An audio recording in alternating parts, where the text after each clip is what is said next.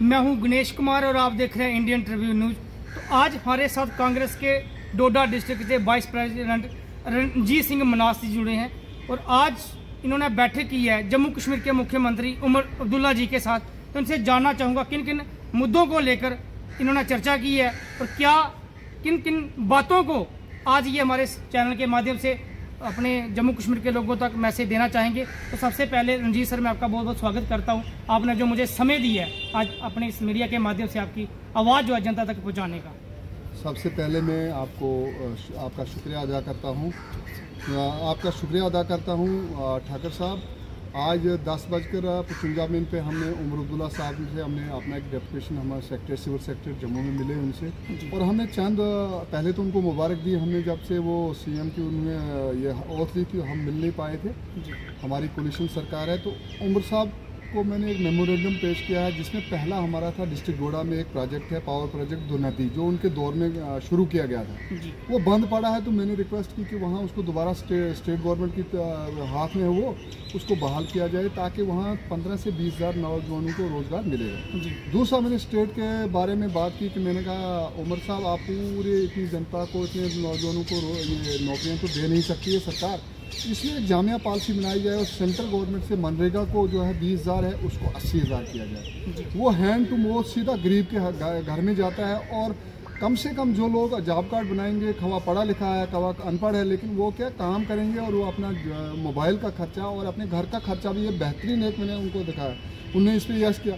तीसरी हमने डिमांड रखी कि एसपीओ की पोस्टें क्रिएट करके ब्लॉक लेवल पे उनको किया जाए ताकि हम सिक्योरिटी ग्रेड में भी वो मदद दे सकें। एसपीओ ने एंटी मिलिटेंसी बहुत ज़्यादा काम किया और नौजवान बड़े पढ़े लिखे बेकार है, वो भी उन्होंने माना। तीसरा मैंने एक मसला उनको बोला कि आप जितने पढ़े लिखे लोग हैं नौजवान हैं उनको मेडिकल लाइसेंस ये दवाई लाइसेंस आप पंचायत लेवल पे दें ताकि बहुत से लाखों लोग जो हैं रोज़गार होंगे। और उन्होंने उसमें एग्री किया। मैंने कहा ऐसी एक जामिया पॉलिसी बनाई जाए कि उनको मेडिकल लाइसेंस बनाए जाए तो लोग जो हैं अपनी दुकानदारी करके कहीं छोटी मोटी दुकान करके एक नौजवान जो है अपना रोज़गार अपने घर को पाल सकता है। चौथी हमने डिमांड की थी कि सेल्फ हेल्प ग्रुप जो इंजीनियर्स का था वो बंद पड़ा है, उन्होंने कहा वो भी हम खोलेंगे। पाँचवा हमने कहा था रखा है अपनी मेरे इसमें मेमोरेंडम में कि मिलिटेंसी अफेक्टेड जो लोग थे जिनकी फाइलें दूर चाट रही हैं उनको अभी तक एसआरओ बेनिफिट नहीं मिला है, किसी कोताही की वजह से उनको वो टाइमली अप्लाई नहीं कर रहे हैं। तो उन्होंने इसमें माना कि इन चीज़ों को हम हंगामी बुनियाद पे हल करेंगे और ये एक अच्छे सुझाव हैं जिसमें सरकार जो है पहल करेगी। देखिए मुद्दे तो बहुत हैं। डेवलपमेंट की बात करें तो रोडें सड़कें तो बड़ी सरकार बना रही है लेकिन सबसे बड़ा मुद्दा है अनएम्प्लॉयमेंट का जो अपने आप गिनाया कि एसपीओ का मसला है, डेली वेजर का है या कोई ऐसी स्कीमें पॉलिसी जो है सरकार को लानी चाहिए क्योंकि आज पढ़ा लिखा जो है एमए एमएससी बीएड करके हमारी बच्चियाँ जो है ना मतलब लाइफ उनकी स्पाइल हो रही है, फ्यूचर उनका बर्बाद हो रहा है। तो इसको लेकर आप क्या डिमांड करोगे सेंट्रल सरकार से भी और जो अभी जम्मू कश्मीर के अंदर सरकार बनी है? देखिए मैं आपको बात बताऊं, गुजरात के मसला ऐसा है कि सब चीज़ करने के लिए पैसा लगता है। तो मैंने चीफ मिनिस्टर साहब को बोला कि आप सेंटर से बात कीजिए और वो खराक दिली से अगर आपको पैसा देते हैं तो यहाँ पर जितनी खाली आसामियाँ पड़ी हैं उनको जल्दी से जल्दी आप पूरा करवाएं।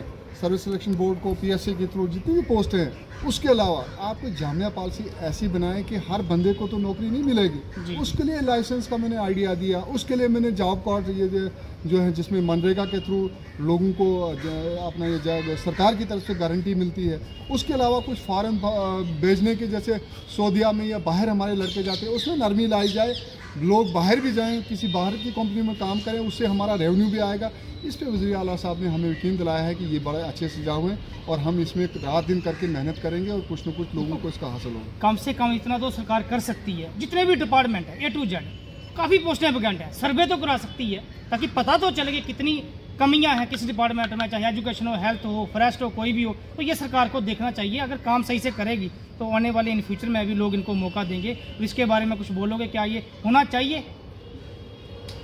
देखिए ऑनरेबल चीफ मिनिस्टर साहब ने बोला कि हम हंगामी बुनियाद पे जो है तमाम पोस्टें जो हैं जिन खाली पड़ी हैं वो हर डिपार्टमेंट से मांग रहे हैं और सर्विस सिलेक्शन बोर्ड को रेफ़र कर रहे हैं। लेकिन उन्होंने ये भी बात बोली कि हम ये चाहते हैं कि मार्च से पहले रिक्रूटमेंट पॉलिसी जो है वो तेज़ी से, जितने खाली आसाम में पड़ी हैं, लेक्चरर हो, पटवारी हो, कोई भी किसी सेक्टर में, एग्रीकल्चर में, फॉरेस्ट में, तो वो करवाएंगे। उसके अलावा जो मैंने बोला कि भाई कुछ लोग जो ऐसे डिपेंड हैं, यहाँ पर प्राइवेट सेक्टर है ही नहीं J&K में, यहाँ डिपेंडेंट गवर्नमेंट सर्विस वो है नहीं, तो उसके लिए कोई ऐसी जामिया पॉलिसी बनाई जाए ताकि हर नौजवान जो है अपने लेवल पे अपने रोज़गार खड़ा करने के लिए वो अपने लेवल पे खड़ा हो।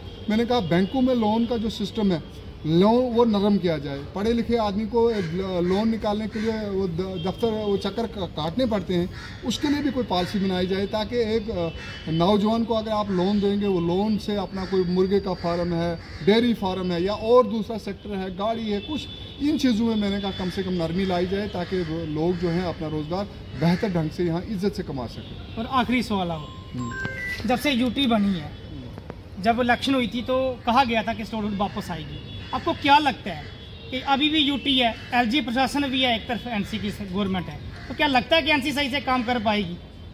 एक तरफ एलजी है, कैसे जब तक स्टेटहुड नहीं आएगा तो पावरें, मुझे लगता नहीं है कि आज सीएम के पास सही से पावरें हैं, जो एमएलए जीते हुए हैं क्या उनके पास सही से पावरें हैं कि कुछ सही से कुछ बदलाव आ सकता है? आपको क्या लगता है?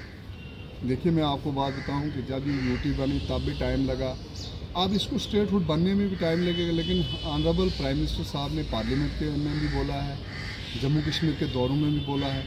अब इसमें उनको क्या देख रहे हैं, लेकिन तमाम पार्टियां इसमें डिमांड कर रही हैं, इसमें एनसी हो, पीडीपी हो, कांग्रेस हो, जितनी हमारी पॉलिटिकल पार्टियां सब तो हैं, देश की पार्टियां ना, सब चाह रही हैं कि हम इज्जत और सामान के साथ हमारी यहाँ सरकार चले, यहाँ की असेंबली को पावर हो, यहाँ की असेंबली कोई कानून बनाए, यहाँ की असेंबली कोई काम करे, कुछ कोई भी काम।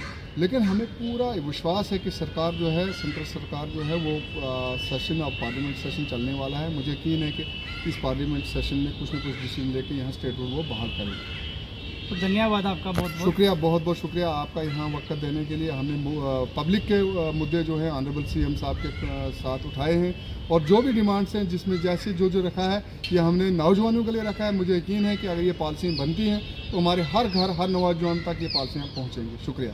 तो ये थे कांग्रेस के डिस्ट्रिक्ट वाइस प्रेसिडेंट डोडा जी के रणजीत सिंह मनास जी, जिन्होंने ये विश्वास दिलाया है कि काफ़ी उम्मीद है उमर अब्दुल्ला सरकार से कि जो दिक्कतों का सामना आज रोज़गार को लेकर या किसी भी परेशानियों को लेकर लोग कर रहे हैं, वो बेहतरी से काम करेंगे। तो देखते रहिए इंडियन ट्रिब्यून न्यूज़ के साथ मैं हूँ गणेश कुमार।